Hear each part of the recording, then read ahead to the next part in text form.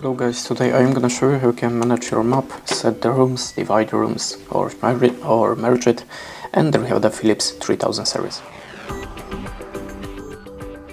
In the first step we need to click on the map icon, and if I tap on the divide or merge, as you can see I cannot do anything. And now I'm gonna show you why.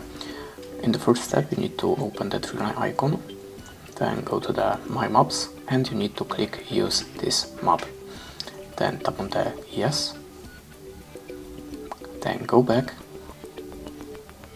and as you can see now we have the rooms. So if you want to edit it, just tap on the merge, tap any rooms and select the OK button.